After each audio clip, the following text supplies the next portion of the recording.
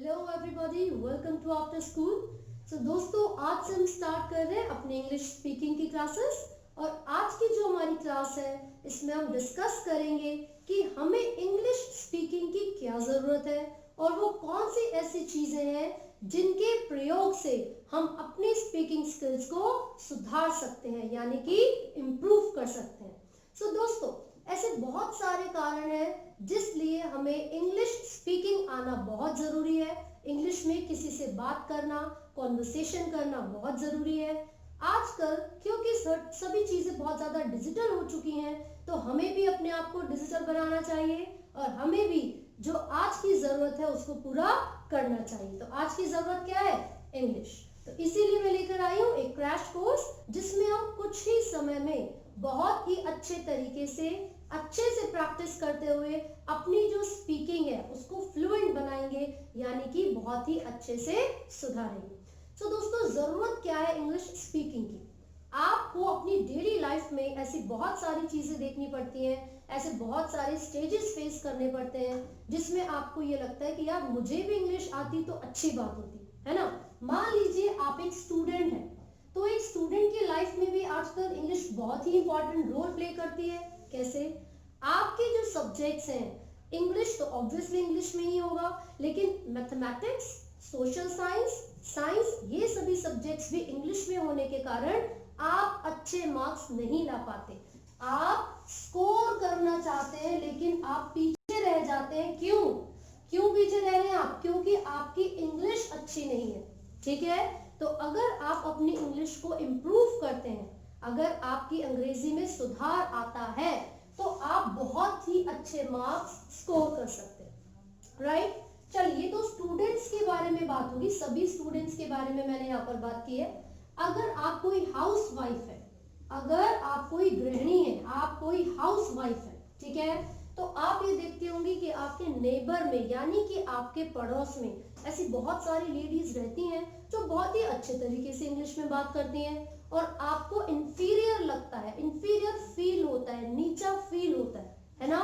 लेकिन आप भी चाहते हैं कि आप बहुत अच्छे से अपनी सोसाइटी में अपनी इमेज को, अपनी रेपुटेशन को मेंटेन करें, इसीलिए आप भी इंग्लिश सीखना चाहते हैं। ठीक है, ये तो कुछ भी नहीं, जो एम्प्लॉयज होते हैं, जो ऑलरेडी जॉब कर रहे हैं, जो पहले से ही कहीं ना कहीं किसी ऑफिस में काम कर रहे हैं, उन लोगों को भी ऐसा लगता है कि यार जॉब तो मैं कर रहा हूँ, ये काम मेरा है, ठीक है, लेकिन अगर मेरी इंग्लिश बहुत अच्छी होती, अगर मेरी स्पीकिंग स्किल्स बहुत ही फ्लुएंट होती, तो शायद मैं इससे भी ज्यादा अच्छे लेवल की नौकरी कर रहा होता।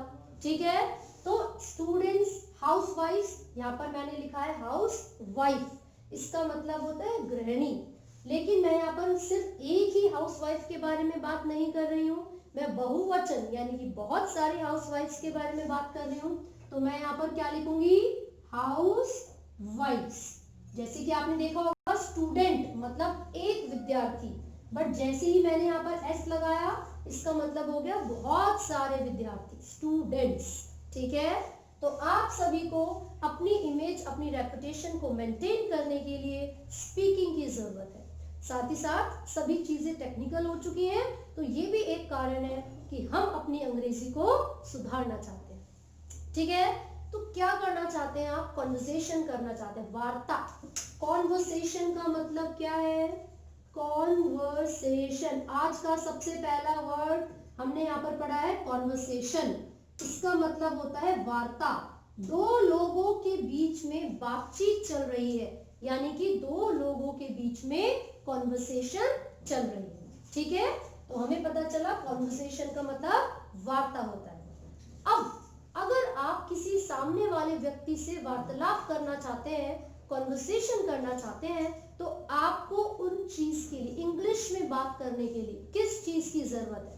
तो सबसे पहली चीज जो आपके अंदर होनी चाहिए, यदि आप किसी व्यक्ति से अंग्रेजी में बात करना चाहते हैं, तो वो क्या होता है? कॉन्फिडेंस। वो क्या होता है? कॉन्फिडेंस होता है। अगर आपके अंदर कॉन्फिडेंस है, तो फिर आप बहुत ही अच्छे तरीके से सामने वाले व्यक्ति से बात कर सकते हैं। कॉन्फिडेंस का मतलब है आत्मविश्वास। ठीक है, यदि आप बहुत ही ज्यादा कॉन्फिडेंट हैं, अगर आपके अंदर बहुत ही ज्यादा आत्मविश्वास है तो बड़ी आसानी से आप सामने वाले व्यक्ति से बात कर सकते हैं, राइट। और दूसरी चीज जिसकी आपको बहुत ज्यादा जरूरत है वो क्या है बच्चे, वो है प्रैक्टिस। वो क्या है, प्रैक्टिस। यदि आप रोज प्रैक्टिस नहीं करेंगे तो आप बिल्कुल अच्छी अंग्रेजी नहीं बोल पाएंगे। मान लीजिए आपको शब्द पता है कि वार्तालाप करना यानी कि कॉन्वर्सेशन, लेकिन आप रोज रेगुलरली इन शब्दों का प्रयोग नहीं करते हैं, प्रयास नहीं करते हैं, ठीक है, तो उससे क्या होगा, तो आप अपनी अंग्रेजी को नहीं सुधार पाएंगे। तो दो चीजों की हमें जरूरत है, पहला है कॉन्फिडेंस और दूसरा है प्रैक्टिस। लेकिन कॉन्फिडेंस तभी आएगा जब आप उस पर्टिकुलर चीज की प्रैक्टिस करेंगे, ठीक है। तो इन दोनों चीजों पर हमें बहुत ज्यादा ध्यान देना है। लेकिन आप मुझे बताइए, जब कोई दो व्यक्ति बात कर रहे हैं, कोई भी दो लोग आपस में डिस्कशन कर रहे हैं, किसी चीज पर चर्चा कर रहे हैं, तो फिर एक व्यक्ति अपनी बात कह रहा होगा और दूसरा व्यक्ति सुन रहा होगा। ऐसे तो होता है भाई, दो लोगों के बीच में कॉन्वर्सेशन तभी चलती है जब पहला व्यक्ति बात बोलता है और दूसरा व्यक्ति बात सुनता है। तो देखिए, पहला व्यक्ति यानी कि पर्सन वन, पहला व्यक्ति यानी कि फर्स्ट पर्सन, ठीक है। अब यहाँ पर मान लीजिए मैं बोल रही हूँ, मानना क्या है, मैं बोल रही हूँ।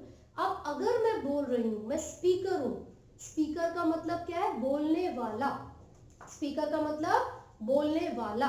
तो मैं यहाँ पर पर्सन वन हूँ, मैं बोल रही हूँ, तो मैं यानी कि आई, मैं को इंग्लिश में क्या बोलते हैं, आई। लेकिन अगर मेरे साथ मेरी मदर यानी कि मेरी माँ, मेरे फादर यानी कि मेरे पिताजी, हम दोनों मिलकर आपको कोई चीज समझाएं, ठीक है, तो हम दोनों बोल रहे हैं, तो हम दोनों क्या हुए, हम फर्स्ट पर्सन ही हुए। तो मैं यानी कि आई, हम यानी कि वी, हम यानी कि वी, WEV।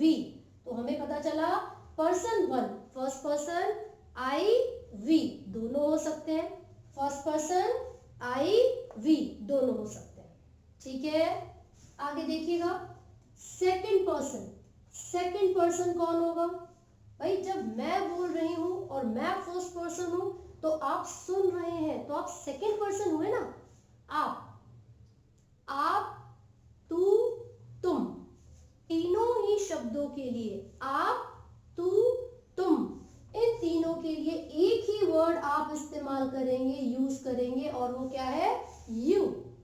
आप सुन रहे हैं, यू आर लिसनिंग, तुम सुन रहे हो, यू आर लिसनिंग, तू सुन रहा है, यू आर लिसनिंग, ठीक है।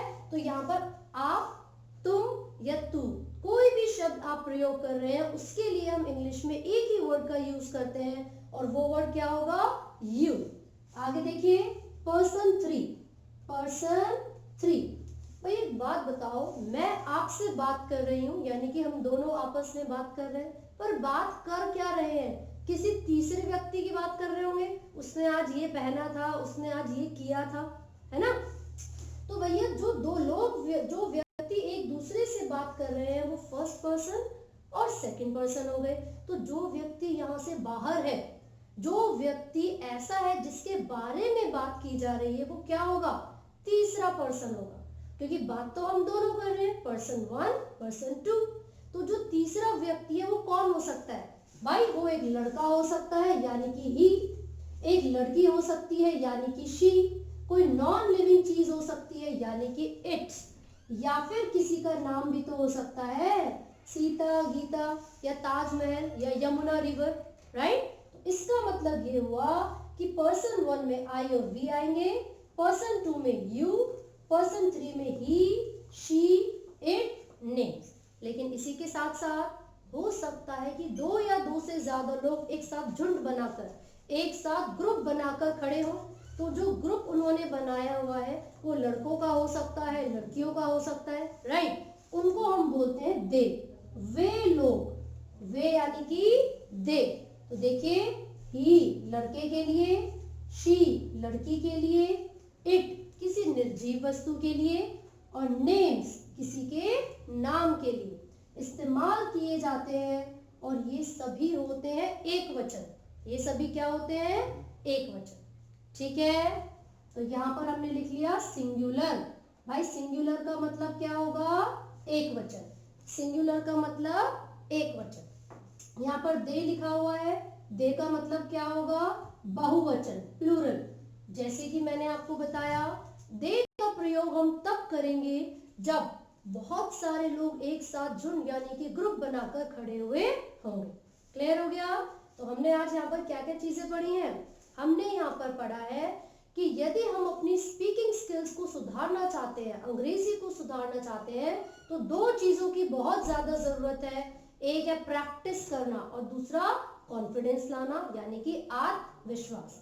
साथ ही साथ हमने पढ़ा किसी भी कॉन्वर्सेशन में, किसी भी वार्ता में तीन पर्सन हो सकते हैं, तीन व्यक्ति हो सकते हैं। पर्सन 1 जो बोल रहा है, पर्सन 2 जो सुन रहा है और पर्सन 3 जो कि आपकी कॉन्वर्सेशन में नहीं है लेकिन आपकी कॉन्वर्सेशन का, आपकी वार्ता का एक हिस्सा है।